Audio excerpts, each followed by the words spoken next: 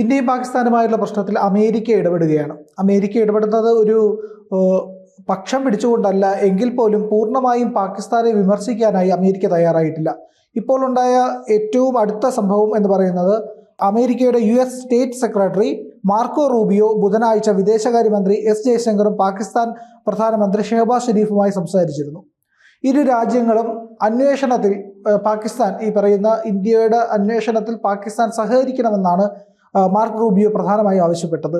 പിന്നെ അതോടൊപ്പം തന്നെ ഈ അന്വേഷണത്തിൽ സഹകരിക്കണമെന്ന് മാത്രമല്ല, ഈ പറയുന്ന ഭീകരതയ്ക്കെതിരായ പോരാട്ടത്തിൽ ഇന്ത്യയുമായി ഒന്നിച്ചു നിൽക്കണമെന്നും അമേരിക്ക ആവശ്യപ്പെട്ടിട്ടുണ്ട്. പക്ഷേ ഇതിനകത്തുള്ള ഒരു പ്രശ്നം എന്ന് പറയുന്നത് പാകിസ്ഥാൻ ഇത്തരത്തിൽ ലോകരാജ്യങ്ങളുടെ മുമ്പിൽ ഞങ്ങളൊന്നും ചെയ്തില്ലേ, ഞങ്ങൾ കുറ്റവാളികളാക്കപ്പെടുന്നു എന്ന് പറഞ്ഞ് കരയുമെങ്കിലും പാകിസ്ഥാൻ ചെയ്യുന്നത് മനസാക്ഷിയില്ലാത്ത പ്രവർത്തനമാണ്.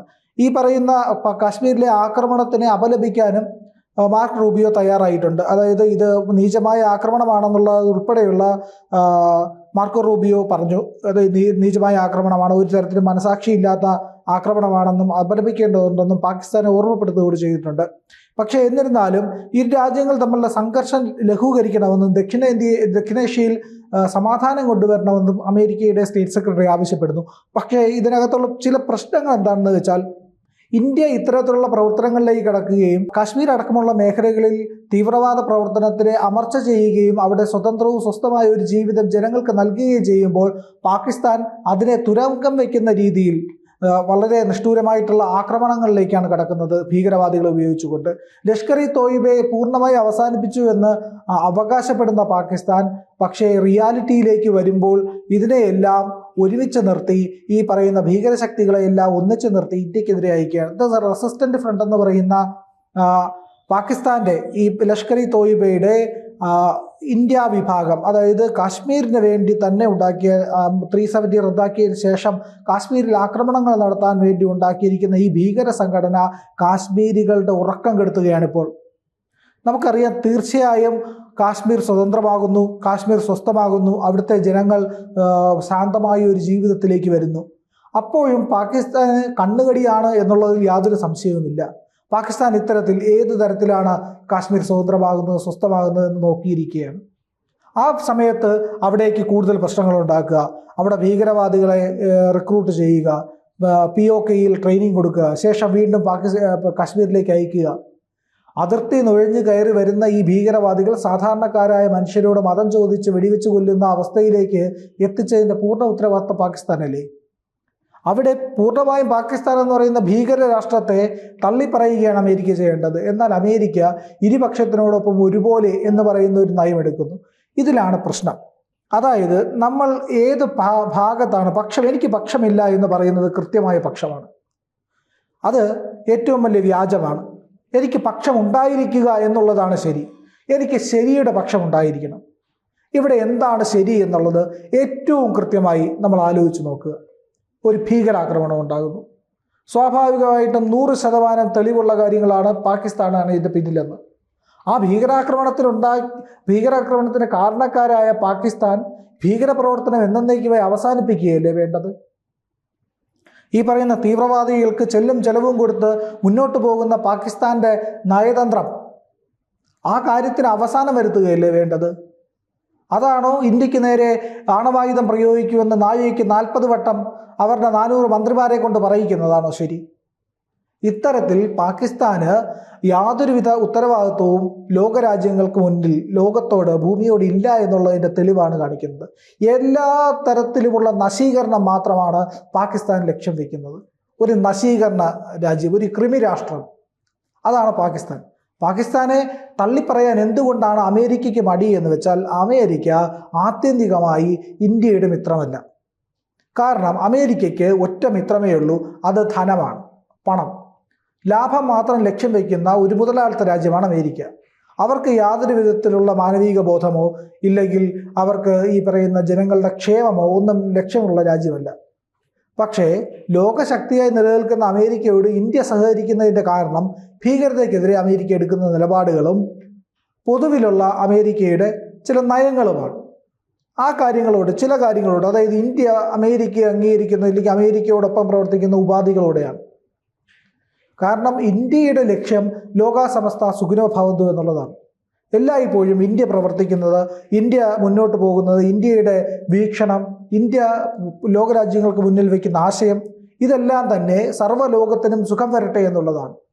എല്ലാവരുടെയും പുരോഗതി. അതുതന്നെയാണ് മോദി സർക്കാർ പറയുന്നത്, സബ്കാ വികാസ് സബ്കാ സാത്ത്.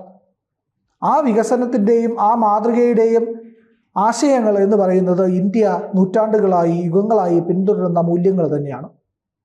അവിടെയാണ് പാകിസ്ഥാനെതിരെ നിലപാടെടുക്കേണ്ട അമേരിക്ക ഇത്തരത്തിൽ കുറച്ച് മാത്രം നിലപാട്, അതായത് ഒരു ഭാഗം വരെ ഞങ്ങൾ പാകിസ്ഥാനെ വിമർശിക്കുന്നു എന്നുള്ളത് വരുത്തി തീർക്കാൻ വേണ്ടിയിട്ടുള്ള ഒരു വിമർശനമായിട്ടാണ് അതിനെ കണക്കാക്കാൻ കഴിയുക.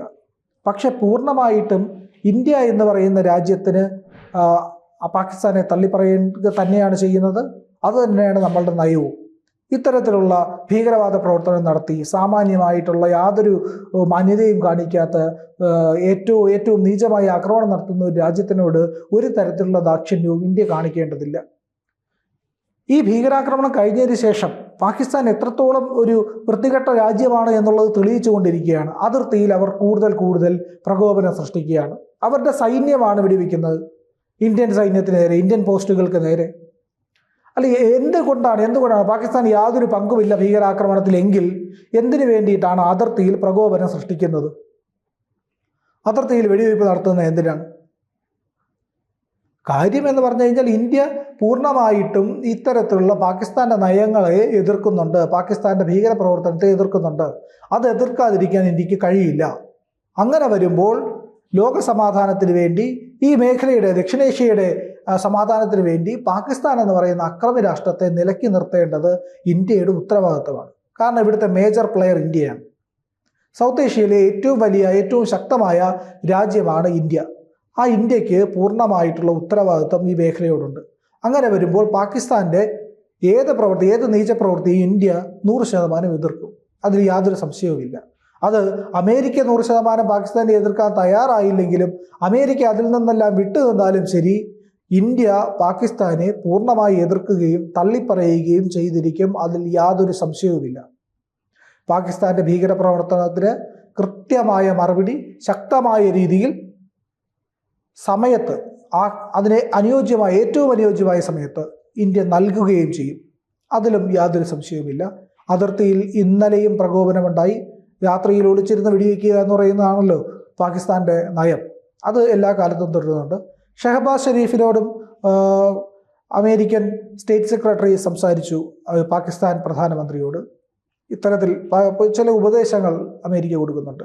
പക്ഷെ അമേരിക്ക എന്തുകൊണ്ടാണ് പാകിസ്ഥാനെ പൂർണ്ണമായിട്ട് തള്ളിപ്പറയാത്തത്? അമേരിക്കയ്ക്ക് ഏറ്റവും വലിയ നഷ്ടം വരുത്തിയ രാജ്യമാണ് പാകിസ്ഥാൻ. അഫ്ഗാനിസ്ഥാൻ്റെ ചുമലിലേക്ക് അത് വെച്ചു.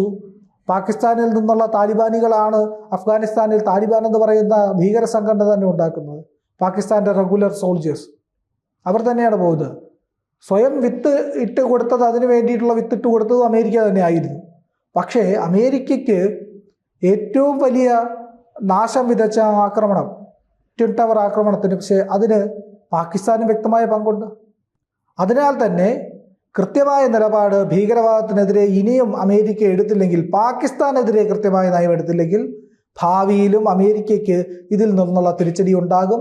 വലിയ പ്രശ്നങ്ങൾ സംഭവിക്കും. ആ പ്രശ്നങ്ങളിൽ നിന്ന് മാത്രമേ, നഷ്ടങ്ങളിൽ നിന്ന് മാത്രമേ അമേരിക്ക പാകിസ്ഥാനെ പൂർണ്ണമായും തള്ളിപ്പറയുകയുള്ളൂ. അതിനുള്ള അവസരം അമേരിക്കയിൽ തന്നെ ഉണ്ടാകുകയും ചെയ്യും. അതിൽ യാതൊരു സംശയവുമില്ല. പക്ഷേ പാകിസ്ഥാനോട് ഇന്ത്യക്ക് പൂർണ്ണമായും പറയാനുള്ള ഒരു കാര്യം, ഭീകരത പൂർണ്ണമായും 1% പോലും ബാക്കിയില്ലാതെ സമ്പൂർണ്ണമായി ഭീകരതയെ പാകിസ്ഥാൻ അവസാനിപ്പിക്കാൻ തയ്യാറാവുക എന്നുള്ളത് മാത്രമാണ്. അമേരിക്ക പിന്തുണച്ചാലും ശരി, ഇല്ലെങ്കിലും ശരി.